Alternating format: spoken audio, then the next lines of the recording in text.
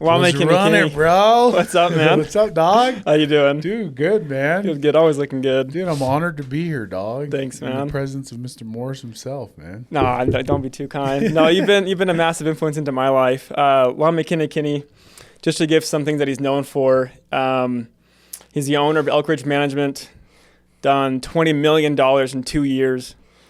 Has recently you created a course on getting other people into real estate using creative finance. Yes, sir. Family man, four kids. 4 kids now as of like 13 days ago. So I'm an old man, bro. 4 kids and a massive BYU fan. Oh, yeah. So hits all corners there. Go Cougs, baby. Yeah. Man, I want to use this time to get to know you better and help some of these guys also get to know Lame's world and how you got here so fast. Cool. 20 million in 2 years kind of is a nice catchphrase there. But I know your background in sales. A lot of people in Utah do that. And I just want to know more the reason why you jumped from sales to real estate. That's a very not uncommon thing to do. Yeah. But you went from sales to real estate to 20 million in 2 years real estate. Yeah. So I kind of want to know what was maybe the key mindset shift, because that's my assumption what that might have been for you to do that and to make that jump from just real estate to that amount. Yeah, absolutely. So I'll kind of start from the beginning because I think the context of my story is like super important and relatable, especially to guys that are in sales like us. Mm-hmm. I get this question a lot. It's like, man, you've done so much in 2 years. How'd you do it so quickly? And my response always is I didn't do it in 2 years. I really did in 15. Oh, okay. Right? When you consider all of the life experiences, everything that really led up to this point, I started in the door-to-door industry. And I think even before that, a lot of people don't know that my dad is he's a physician. So my dad's actually one of the first Polynesian, full Tongan physicians to ever get their MD from a university in America. Oh, cool. Yeah, so he was kind of a huge like pioneer in our community. When I started seeing my dad do that, that became like a big trademark in our family of like, that's what you're going to pursue is education. Mm-hmm. And so a lot of people don't know that when I first got home from my LDS mission, that was what I pursued first. Was I actually I was a chemistry major with a minor in business. Oh, wow. And I actually did that for 4 years. And so I was a student. I was all in on the medical school dream. I had a 3.85 GPA. I wouldn't see this, man. Yeah, I'm being honest, the medical field. Yeah, I know. Now I'm like, I hate education. but during that time, I was doing summer sales in between the summers of school. To be able to pay for my life. So like my goal every summer I went out was just to make enough to be able to pay for school and stack credits. That was like my only, and school and tuition in state in Utah is pretty cheap. So like if I made 40 grand, I could do that. Right. Yeah. True. And so my first summer I went out, I wasn't a killer. I made about 40 grand. Cool. And it was great. Second summer I went out, I made 75. Nice. And then my third summer, which was the summer to my junior and senior year, that was my first time I made 6 figures. And there's a lot of guys in here that are killers at door-to-door that like they hear that and like, oh, you were ass. That's so true. The bar is set so high now, dude. It's crazy. I wasn't a killer, but like But back then that was a killer status. Back then it was decent. So right? yeah, and so I've been a killer always. Yeah, and it was doing enough for me. And so like, my junior to senior year, when I had made 100 grand, that was more than enough. And I finally, when I made that amount, I was like, man, there's something here. And I remembered the reaction from my dad, who at that time was a physician. He was practicing. And when I told him what I made that summer, he didn't believe me. He was like, really? Oh, wow. And like that triggered something for me. Because I was like, this is the guy that's made it. He's a doctor, and he's like sitting here like in undisbelief of what I did in a summer. Not even like a full year of summer, right? Yeah. And so that was the first like mindset shift for me when it comes to money and value in the market. Okay. And I ended up dropping out because my wife had graduated, and I dropped out about a month before I took the MCAT. I had the MCAT scheduled. And so to this day, I still only have 12 credits left to finish my degree. Yeah. But I just never did because I made 100 grand. I was like, I'm going to go all in. If I don't like it, I always come back. And so that's when I started in door-to-door. I got into door-to-door, and that was a huge blessing because that's what eventually led me to real estate down the road. But like, that mindset shift of wanting to become a physician, understanding value in the marketplace, there were better ways to make money. And then obviously my journey in door to door to where, door to door, it's like, that's a hustle, bro. You learn how to negotiate, how to communicate, how to talk people off ledges, how to manage a team. Yeah. And so you wear a lot of different hats, and I can say all of these things. I talk about all of them in my story because they're relevant. Because like it was all these key moments that helped me eventually get into real estate that's led me to where I am today, right? And so that's why I always say it really took 15 years, right? Because all those things mattered, and here we are today. It's like the 15-year overnight success. Exactly. Kind of thing, right? Absolutely. And so, and again, you learn different things from every step of life, right? And so, because I look back at now and I think about all the things I used to think that were important or that were valuable when I was in school to become a physician. And I'm like, I was an idiot. Just so small world. It was like small thinking. Yeah. Like you had no idea what value actually was. Sure. Like, I remember thinking to myself, like, it was a legitimate thought. I was like, man, when I'm a doctor and I'm making $500,000 a year, I'm like, that's going to be crazy. Well, life's going to be it. You're going to have it made.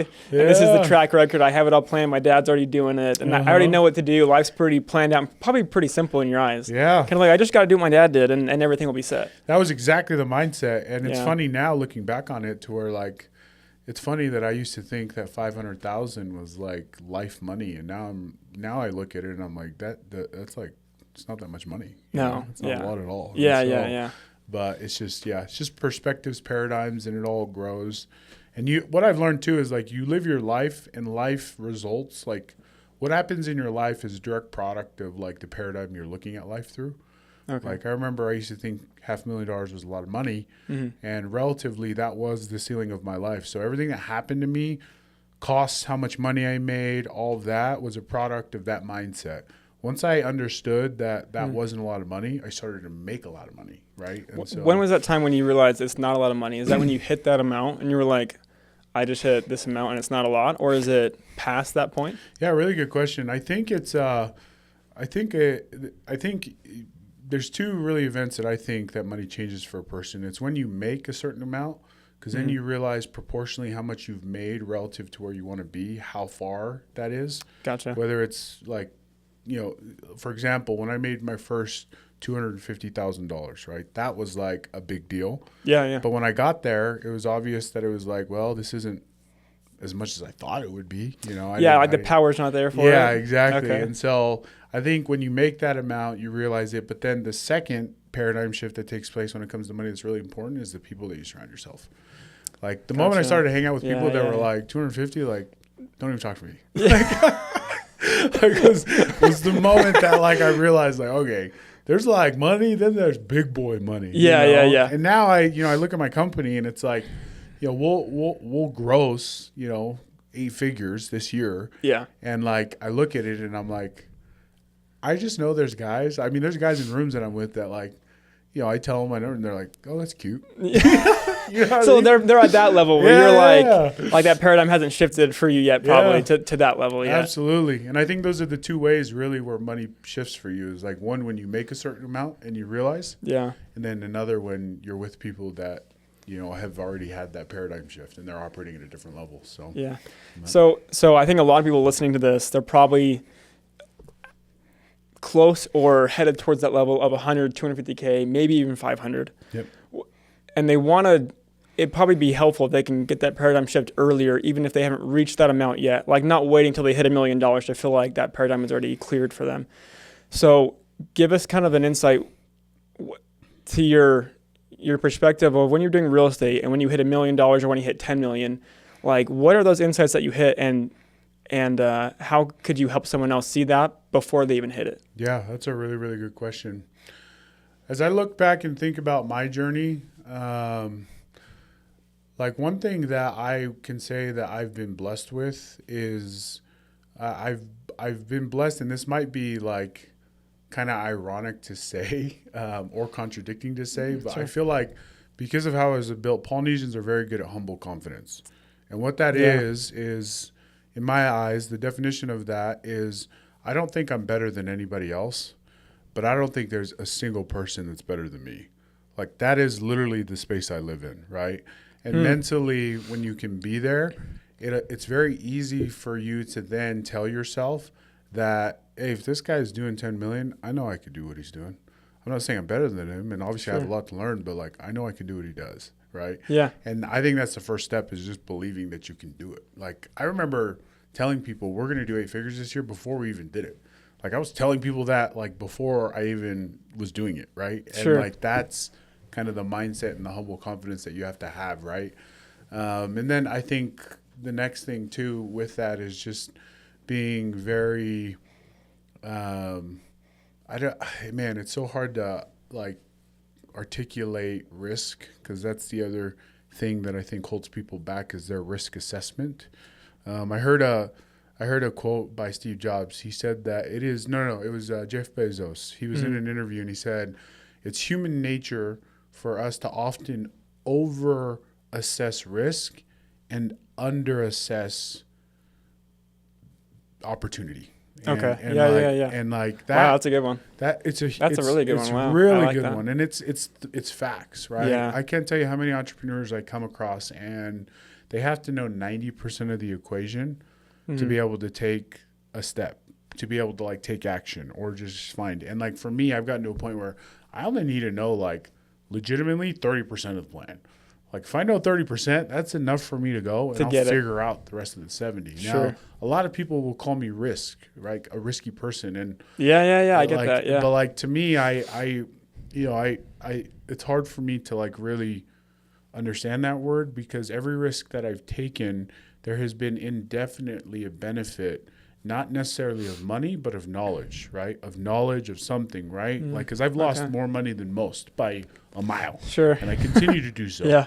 But in that, I fail fast and I learn hella fast. Yeah, right? yeah. Because I know what it's like to walk through these risky opportunities and assess to where the next one's not quite as risky, because I understand what to look for, I understand what to do. And so that's where I feel like a lot of people hold themselves back, right? I can't tell you how many door-to-door executives, I could probably break the internet right now by mentioning some people's names, but I won't, who have called me and saying like, I'm ready to get out. I don't know, really? But they can't jump. They can't bet on themselves. So what happened with you on that? Like I even personally really want to hear from you, is that like, what was that jump? What was that? I think you manage your risk better than everyone else does. I think that's why you can take high risk. But like, tell me how you made that jump, and how in reality was like, what was the fail part of it? What was the success part of it? This is a really good question, because this is, again, I think a gift that I've always been blessed with naturally, inherently, because of where I come from, which is humble beginnings. Like the first step I knew that I wanted to move was because I felt like I was tapped out at the highest capacity that opportunity in door-to-door, specifically Vivint, was giving me. Okay. Right. And there was a point in time where I had to realize it wasn't me, it was the opportunity. Like I just knew that I couldn't make any more money. There was a ceiling there, like some bubble of a ceiling there. And it's funny because there's a lot of guys, and this is where the humble confidence comes into play, because there was a hell of a lot of guys that were making more money than me. Sure. That irked me. Really? I irked the shit out of interesting. Me. So I was like, I know I can do more than you, right? But I just realized it took a lot of pride to swallow for me to then recognize like it was the opportunity. It wasn't me, right? Okay. Ice Cube, he was in a podcast that was like, he dropped this line and it was gas. Okay. Right? He was like, when you get water out of your fridge, it's free. Right? Yeah. When you get water at the airport, it's like $9. When you get water at the restaurant, it's $3. And he's like, the point is, it's not the water, right? If you are not making, or if you don't feel like you're as valuable as you feel you are, perhaps it's not the water, it's the place, right? Cool. And like that, I like that a lot. That's like everything, right? Yeah. It's like for me, and it's funny because I get a lot of guys that come to me and they'll talk to me and they'll be like, Lame, like, what do I do? And I'm like, bro, like you coming to me right now tells me you're not going to make the money you think you're worth there. So question back is, why are you still there? Yeah. Like, why are you still there then, okay. right? And for me, I just, like, what moved me was just being done. being fed up. I was like, I can't make more money than I am right now. There's other guys that are making more money, but I'm just not positioned, whatever. But I know I can do it. Let's go find something else. And so I jumped, I quit, and it was the best decision I ever made.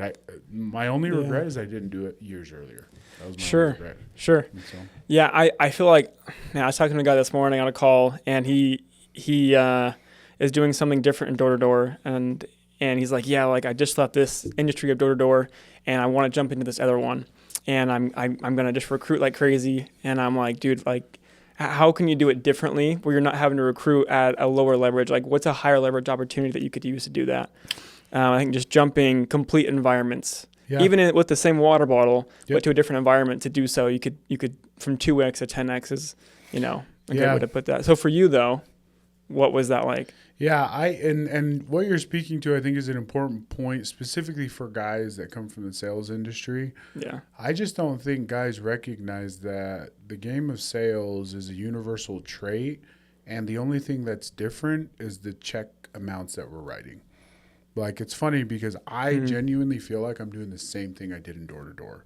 I really do. The only difference is now there's a couple more zeros at the checks that I'm writing, right? Sure. And the product. It's real estate, right? Yeah, sure. But in terms of like the intangibles, the skill sets developed, like what it takes to actually execute at a higher level of product, it's all the same. It really is. And it's funny because like, I make the comparison and the parallel of like, when I go to close a seller finance deal, right? I'm essentially just talking to an owner that's in a bad spot, and I'm trying to find a win-win.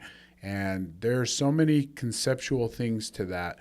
For example, I teach my students, like, when you make a call to a distressed seller, you obviously have certain pinpoints of knowing that it's a motivated seller. So for example, if I'm on the MLS, I know that the seller's motivated by way of how long the property's been listed. If it's been listed on Zillow for 90 days, there's automatic motivation. Okay. Where do I get that conceptually? When I would go knock doors, I would go and look for, if it's 2 to 3, 2 to 5, people are at work. So I'm looking for properties that have signs of life, right? Yeah. I'm going and I'm looking for blinds, people in lawn, people with garage open, because that means it's a sign of life. Somebody's there, because I'm not going to waste my time knocking on doors that are empty. Sure. Right? I'm going to be very efficient with my time. Conceptually, it is the exact same thing. My discovery call is me just prospecting an area. And then when I get on that discovery call, I'm just finding and asking questions to then generate a relationship, to then go to closing table and move, right? Same thing on doors. When I'm on the doors, first thing I teach my reps, do not ever sell on the doorstep.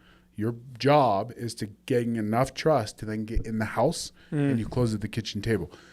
Concepts. These are the same concepts. Yeah, and that's why I tell people, like, I'm just knocking doors. What I've been able to do is take the concepts that I learned and the skill sets I developed in one industry, which is sales and communications, and I just copied and pasted in real estate. And luckily enough, I'm just making more money because this is worth more. You know what I mean? Instead of a paycheck, right? Instead of solar panels or security system. And so, but I do think the genius in it is just being articulate enough in your mind and in your processes to recognize the real value of your skill set and being able to take that concept and put it in another industry. I firmly believe if I never did Airbnb, I would be making the same amount of money in any other industry you could pick. I'm dead serious. I really think that, because the ultimate skill set is really what's the most valuable, and then you just find it in whatever industry that you choose to do. That, I'm a firm believer of that. So. I think, like, just knowing you and knowing people at that level, I think they just know there's a certain point of leverage, certain point of opportunity where you can take that same skill, and you just got to make sure you put it to the right thing. And I think for most people, it sounds easier said than done to be like, well, if it was just like that, take my sales skills and go somewhere else better. Everyone could do it and would do it. But I think it's having that paradigm, almost like that glass roof shattered, to be like, no, here's the playing field that everyone else bigger than me is working on, and that's where I want to go. And what's interesting about it, of what you say, is like, I see my old self in a lot of the conversations I have with people that ask me for advice now. Yeah. Which goes to show that it really is just a mindset shift. Like, it's interesting to be able to take your thoughts out of mind and out of body and see them in another person. Like, it's like Like whenever I get like the young hustler that's coming to me like, oh, how do I make $1 million? Like, I'm just like, dude, I know exactly where you are because I was there. Yeah. And it's interesting to think back on like what changed, because really between now and 5 years ago, there's not really much that has changed. Sure, I have more kids. Sure, I'm a bit fatter, right? No, I think you look great, man. I think Thanks, bro. you've done better than most. So Thank you. But outside of those like really small semantics, like the only significant change really is how I thought, like just what I thought of life, the paradigm I looked at. It at. really is just that. Really, isn't it kind of weird how simple it is? Once you hit it, then you look back and you're like, dang, like I was like in this little box this whole time, and now looking back, I'm like yeah, I could have done it years earlier if just the paradigm had shifted and the box had been opened and everything had come to light. So yeah, it's so weird looking back on it, like that simpleness of it. So now you're in real estate. Now you got your coaching and you're strategizing with other people to teach them how to do this, which I think is awesome. Kind of giving back to those guys, part of those same hustlers that are asking you how to do it. Talk to us about how you're going about doing your real estate now. Like what level are you at now? And how are you helping these other guys get into real estate through coaching, or you're helping them through investments, helping them get into it? Yeah, really good question. So where my company's at right now and where we're looking to go is obviously bigger and better. I'm still trying to figure out what that looks like. Sure. But I can tell you that I have found that the highest and best use of my time personally has been reach. Right. And interesting enough, you get to this point in your business where like I used to be involved in every transaction. I used to be involved in like I was the one actually signing the document. I was the actual one like negotiating the deal, raising for the capital. I'm realizing now that like the highest and best use of my time is simply reach to be able to find all of the people that have those things, whether it be the deal, the money, or the opportunity. And then putting those people in place of people that I have under me to close the deal, right? And to transact the actual deal. And so in terms of like my day-to-day, a lot of my day-to-day actually looks a lot different than what people would think. Like I'm just like going to lunch. I'm like on podcast. Yeah. Going golfing. I golfed more than I've ever this last year by a mile. But you're making way more money because of everything that you set up with it. Very crazy. And it's awesome. also helped me understand and realize the value of my own time. And like you hear it all the time from people where they say, time's your most valuable asset. And like you only actually realize that when your time actually becomes very valuable, right? Yeah, that's true. Because it's hard to really conceptualize it until now. Like, I won't respond to a text. I won't respond to a call. I will not give somebody my time unless I believe that the outcome of that time spent at least equals X amount. And it used to be 1,000 an hour proportionally. Now it's like 10,000. Like I need to know, or I love you. Like that's the only, or like priceless, you're my boy. Priceless items. Yeah. Those are the only real reasons that I will ever associate outside of like relationships, right? Like genuine relationships. And so that's a lot of what my time in my business looks like. I'm still figuring it out. There's still things that I do that I think I'm wasting my time with, but I'm learning how to delegate. I'm learning how to do that, and it's a hard nozzle to turn, because when you inevitably start to give things off to other people and delegate, you're taking a few steps back in certain ways to then take 10 forward. And so it's that middle ground of finding what can I delegate, knowing that I'm going to be less efficient because that person isn't me, but with that time saved, what can I do to be able to make up for it, right? So that maybe 20% inefficiency that I'm giving to somebody else, I can make up because that time buys me enough to get this deal, that deal, do more deals, volume, whatever it be, right? And so, okay. So that's a lot of like where my business is headed and where I'm going. And I'm learning too very quickly that you can only get so far by yourself, right? Yeah. You go fast, you go alone. You don't go far, you go together, right? And two things I'll take from you right there. One is I'm catching myself as you say it, like spending too much time on items that don't value the hour amount. And if I wanted to go to a higher volume amount in that hour, higher dollar amount in that hour, I again need to assess what am I giving my time to that doesn't give that back. Random text I think is a great one. Social media, even things off your phone, different things like there's different activities that people invite you to that, that's not worth a dollar amount in the space of working hours. Yep. After hours, sure, it's, all whatever I want to do. But yeah, I'll take that for sure. I'll take that for sure from you. And then from right now, I'm involved with you. I kind of want to pivot this over to your effectiveness in real estate with other people. Yeah. I've done a few deals with you. I've had a lot of friends and family do deals with you. And they've been some of my favorite. I've been super blessed to have met you through Brady Slack to help us do this. Yeah. Shout out Brady. Shout out Brady for sure. He saved me a lot of money and a lot of headache from everything. So I have a lot to owe to that, man, and to yourself for helping me out financially and just business wise. But I want to ask you, like, kind of how with your investments that you're giving to other people, kind of how are you finding? You find them through creative finance. That's your big thing. From someone who wants to invest in your deals, they want to look at it. They want to say, "Hey, Lame, I have some money to invest into real estate." Why would they do it with you compared to doing it themselves, doing it with someone else, doing it with a private equity firm? What's your slide edge? That's a great question.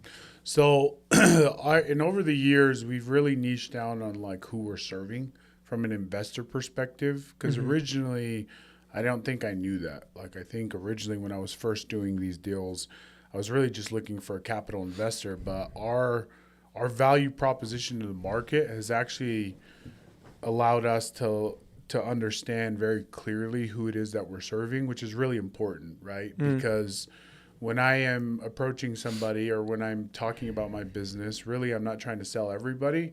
I'm now trying to speak to a very specific person. And in my model, that very specific person is somebody that in nature doesn't want to manage or do all the nuances of a short-term rental, which is a lot. Right? Okay. Cleaning, like maintenance, dealing with guest communication. Right away, we are looking for people that do not want to do that because it is a full-time job, right? Yeah. Secondly, the second characteristic that we found that is our ideal avatar is the benefit at which they're taking. And our deals give really three very clear benefits. One of them is priority over the rest because of how we structure the deal. Okay. But the three benefits that our deal give is depreciation against your income, so tax savings. That's first and foremost. That was my favorite. That's why I did it in the first place. And that's like the majority of ours. So people that are high income earners, W-2, whatever, they want to offset. Sure. We can help them do that through strategic ways of investing in a short-term rental. Cool. The second is passive cash flow. So cash flow that they're getting, it's mailbox money. It's consistent. They know what to expect. And then the third is appreciation. So there's some equity involved in our deals to where people will see and realize that as the market grows, right?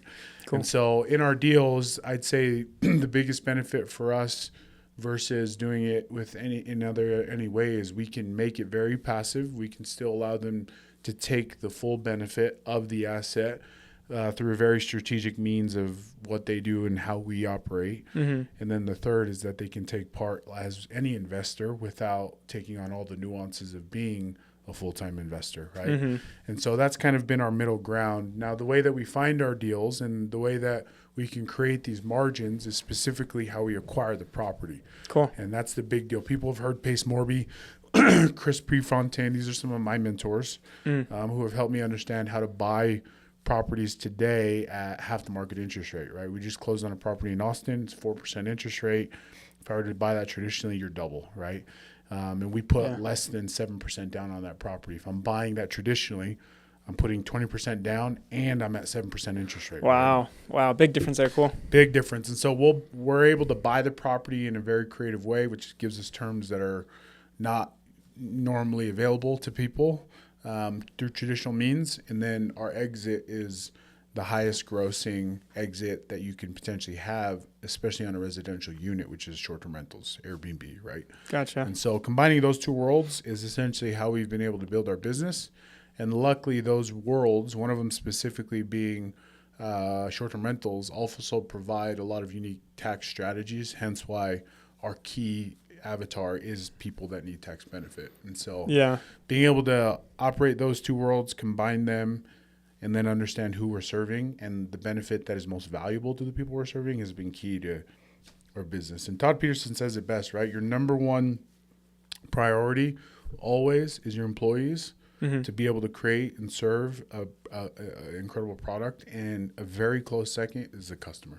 Yeah. And being able to identify those, what we do as employees and as a company clearly, and then who we serve very clearly. We've been able to identify those two, and that's what's helped us grow really fast. I mean, you saying that, I was the ideal candidate at that point. Yeah. It was like the business was making a certain amount per hour, where me going out and trying to find a deal on my own was nowhere near that dollar amount, accumulative.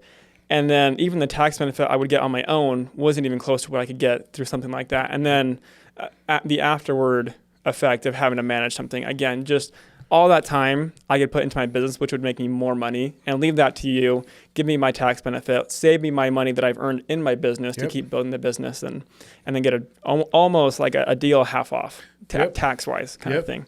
And again, it's because we understand too how that you value your time, right? Yeah. I'd say the biggest benefit that we give people back, which is the most valuable asset above and beyond taxes, is time. Yeah. We're saving you time. You don't have to do it yourself. Once you're at that point where your time is that valuable, like you were saying, right? Yeah, exactly. And so with that, like, share, correct me if I'm wrong, you have over 100 deals, or how many are you at right now? Do you know honestly, roughly? I don't even know the number. I mean, Double, in terms of triple doors, digits? I know we're over 150 in terms of doors. Wow. Okay. Cool. That's crazy. Just in this quarter, we've placed close to 10 million, and so in this quarter, last 3 months. Holy crap! This quarter has been our best quarter by far in company history, and so we've acquired about $10 million of real estate. So wow. Yeah. So that's sick, fun, man. Yeah. So that's really cool. And what do you think for someone who's looking at your deals, like what trust can they find in your deals when you do Airbnb that well? Like why would they want you to do Airbnb for them, to manage their property, to find their deal for them? I guess almost like in a credibility sense. Yeah, really good question. I think the important thing to always evaluate in any investment is your risk, right? Like, what is your ideally worst case scenario, right? Sure. That's something I always talk through with my investors. The way in which we acquire allows us to be a bet that's hedged very well. And the reason for that is because we have a lot of deals. In fact, the majority of our deals, 80, not all of them, but about 80% of our deals, when we negotiate terms, we're keeping in mind long-term rents. And so a lot of the deals that we buy, worst case scenario, let's say Airbnb was made illegal across the entire United States. For 80% of our portfolio, they actually would still cash flow. So we could put long-term in there and they'd still cash flow. They wouldn't cash flow a lot. Right? Sure. And but you don't lose. Exactly. But you're not losing the asset, right? And so a lot of people are like, well, our worst case scenario is the house. You lose the house, this, that, the other. And honestly, in a lot of our deals, that's not actually a realistic worst case scenario, because we could always put a long term in there. And then eventually, we know historically that real estate always appreciates. And so now, given the nature of the investment, obviously we're trying to meet timelines of 5 to 10 years to give people a return on their capital. And so there is a timeline that we're looking at that we're trying to meet to make sure investors are happy. But in a worst case scenario, it's not that they lose their investment. It's just that we can't pay them back as quickly as we thought, right? And so we just have to wait a little bit longer. With that being said, obviously the best case scenario and the most ideal scenario is that the property does exactly what we anticipated it'll do based on a series of comps. On average, we're pulling anywhere between 10 to 20 comps per property that we're looking at. And we're underwriting it, keeping in mind the investor's return, right? Their interest return that they're making on the property. And so there's a lot of semantics in terms of our underwriting that we're looking at to make sure that a deal is a good deal. And granted, the other side of this that's it's important for people to know is that in real estate it's an industry that's so volatile based on the economy, right? And so what I will say and can say and feel confident saying is that the last 2 years have been the worst. Oh, really? And I hope that, and even in the worst, I still see, we still have properties that are very profitable. We still are winning, but in that, I think with Trump being in office and where the economy has been and where it's going, I think real estate is a really good thing to invest in the micro of what you would typically look at real estate. If you're looking at real estate in 30 years, you're never going to lose. Sure. If you're looking at 5 to 10 years, you got to be careful, And so, but I do think we're at a point in the market where things are looking really, really good. So yeah, I mean that when Brady talked about you, I came to him and I was like, hey, Brady, I want to invest. I have a tax problem. Give me a solution. And he's like, Lame Kinikini. And I was like, I don't know who this guy is. That's a long name. Like, how do I find this guy? But he said your name like 5 or 6 times. And I'm like, all right. I'm like, just give me this guy's number and I'll talk to him and I'll see what he's about. And we had met and chatted, me, you, and Christian, my brother. Yeah. And the first thing was just the energy is obviously you got to connect with the person, the jockey over the horse kind of thing. Absolutely. But ultimately, I just, from your experience from sales to that, and then how many homes you have done shows every single time. And when all those wins that were stacking up in your favor, I wanted to be in that stack. So. I appreciate it. So how long ago was that? It seems like it was forever ago now. I feel like it was probably 2 years ago. Yeah, 2 years ago. So I got in the worst part of it. It sounds like, but I'm still winning. I don't know if I got lucky with my picks, but I'm still winning. So no, I like that. But so to kind of go towards the close of this, I really admire you as a person, and people I've introduced to you have mentioned that to me. They're like, I like Lame just as a person. Like I like him a lot. I just like who he is, man. I like how centered he is on his family and how he is on giving and being so generous to other people, which I think comes from your culture, probably your dad and your family a lot. Yeah. But ultimately, you still have to have that as a person. I wanted to kind of speak to that ultimately to learn more about you on that. With your family and with that culture that you have around that generosity and just your culture, how have you seen that with your family, with your spouse, with your kids? I'm going to have a kid here soon. And so I kind of want to pull that from you. Yeah.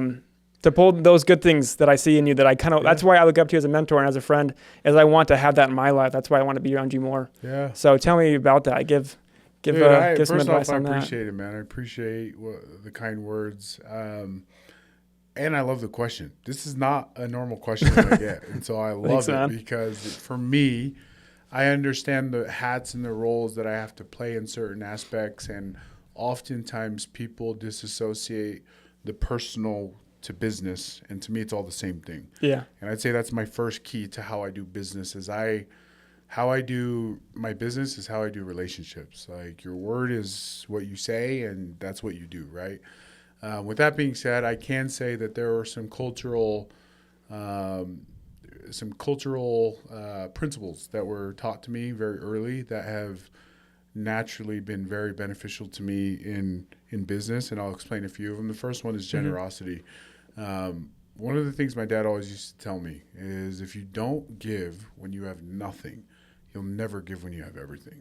And that is something that I lived and died by. I remember a story. It was on my socials. I don't know if you saw. Like, we were at this gas station in the middle of California, and like we were in this broke down van, and this guy comes up to the window. He knocks. He has gold chains on. He's a big dude. Has like all this swag. He looks nice, right? Yeah. And he knocks on the door and he's like, "Hey, you got some change to spare?" To my dad. And mind you, he's in here with a car full of. At the time, we had seven of us. We were all in this van, right? Yeah, traditionally. Exactly. And I remember my mom right away was like, no, don't do it. We had nothing, bro. Nothing. We were living at a one-bedroom apartment at the time. A one-bedroom house. Or it was a room in a house. But oh, my gosh. But yeah, my dad, I'll never forget. He went in, he grabbed $20, and he gave it to the guy. And as we were driving away, I saw the guy come out and he had cigarettes. And I turned to my dad. I was like, "You helped this guy buy cigarettes." Yeah, way to go. And one thing he said to me is like, and I'll never forget. He's like, "Son, what people choose to do matter very little in my life, but what I choose to do for other people will affect my life significantly." Dang, got chills, man. That was everything. And that's how I grew up. It's how I grew up. And interesting enough, you want to pull that into business.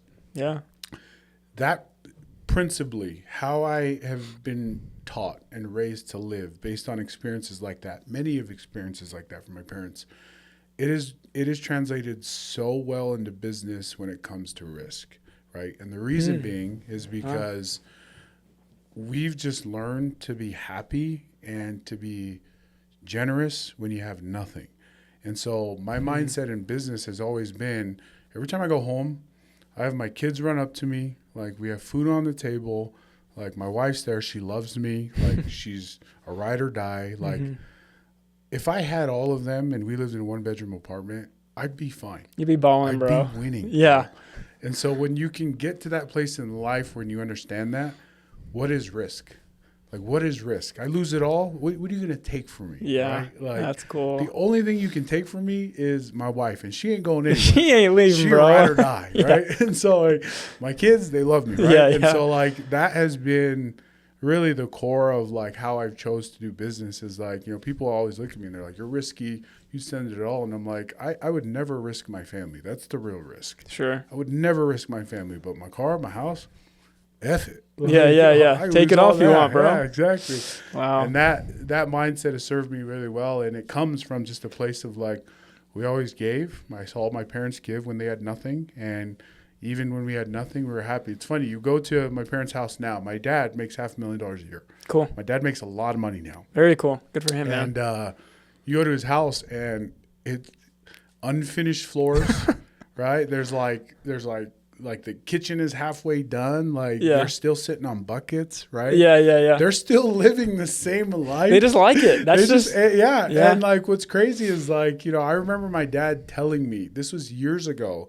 He was telling, this is when he had just started a little bit of making money. He was making like $100,000. And like he told, it was Seth Shilhobbles, one of my good friends. He was a young man that was growing up. He was getting into medical school and he came over to my dad's house and he was like, wanted to ask him like about life and everything like that. And this was when this kid was in medical school at the time and he was just getting ready to like really dive into debt and all this stuff. And so he had no money. And my dad said this to him and it always stuck with me, but he was like, Seth, just remember today, right now, when you're in the middle of medical school, you have a bunch of debt, you will never be happier than you are right now. And like, it took me a while to really understand that. Yeah. I'm kind of confused by that because I'm like, I want to be happier. His point being is like, it was like having all this money now relative to when he didn't, when he was giving this guy $20, he had everything he needed to be happy. Nothing ever changed because he had his family, he had his wife, he had his home, right? And like, that was his point, was like, Seth, you know, you'll never be happier than you are right now. Just remember that, right? Wow. And to that end, again, tying this all together. Yeah. Bring us home. When I look at business, right, and this is, you'll find this when I've studied a lot of billionaires, a lot of millionaires, and this is like the number one characteristic that they all hold, right? To that end, this is how, and this is what my dad's taught me, is like the only real reason that we aspire for career, for bigger things, for bigger cars, more money, it's not because it makes us happy. Right? Because my dad taught me you can have happiness with nothing, right? Yeah. But it's simply so that we can increase our capacities to serve, more specifically serve the people that we love, right? And that is what business is to me. Like, I make money and I go out and grind, not because it makes me happy. Sure, I guess it does in some way, but ultimately my family is the real happiness and source of happiness. But really, I just make money because when I have a family member that calls and needs money, I can give it to them. When I have somebody that calls me that just went bankrupt and they need a place to stay, I can provide it, right? That is why I work. That is why I do that, because that is ultimately the true source of happiness. And so to that end, that is my perspective on business and how it's developed over the years based on, you know, as you ask where I come from. So. Yeah. Well, dude, I appreciate that. I got the warm fuzzies from that a lot. And it gives me just more love and more appreciation and confidence in being your friend and being involved in stuff that you're involved with. And I want to be involved more just hearing you talk about why you do it. And I really appreciate you coming on and talking with me, man, and sharing your story, sharing your stuff, and inspiring us. For guys and girls at home, where can they find you on social media to learn more about you and what you do? Yeah. So DM me on socials. My Instagram handle is usually where I get the most, where I'm the most communicative, and it's just my name. So Lame, Lame .Kinikini, K-I-N-I-K-I-N-I. So, got it. Yep. Name's Lame, baby. Yeah. I appreciate it, man. All right. Love you, man. Hey, love you, man. Thanks for having me, dog. Thanks.